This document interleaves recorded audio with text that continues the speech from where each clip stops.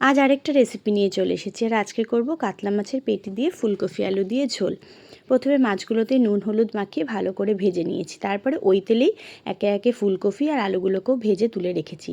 তারপরে কড়াই আরেকটু তেল অ্যাড করে তাতে জিরে ফোড়ন দিয়ে পেঁয়াজ কুচি ভালো করে লাল লাল করে ভেজে নিয়ে যে মশলাটা দিয়েছি ওটার মধ্যে ছিল আদা, জিরে, টমেটো, ধনেপাতা, কাঁচা লঙ্কা, পেঁয়াজ। তো এইটাকেও এখন তেলের মধ্যে দিয়ে আমি ভালো করে কষিয়ে নেব। মশলাটা যখন ভালো করে কষানো হয়ে যাবে তারপরে আগে থেকে যে ফুলকপি আর আলুটা আমি ভেজে রেখেছিলাম সেটা দিয়েও আরও কিছুক্ষণ কষিয়ে নেব।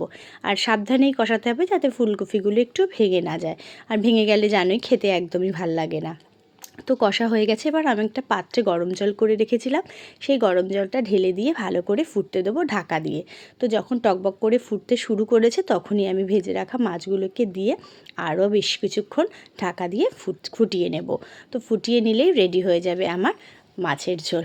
তো দেখো বন্ধুরা কেমন হয়েছে একবার জানিও তো। আর হ্যাঁ, উপর দিয়ে কিন্তু একটু ধনেপাতাও দিয়ে দিয়েছি, আর ধনেপাতা এই মাছের ঝোলে দারুণ লাগে। তো দেখো রেসিপিটা কেমন লাগলো তোমরা কিন্তু অবশ্যই আমাকে একবার কমেন্টে জানিও। টাটা।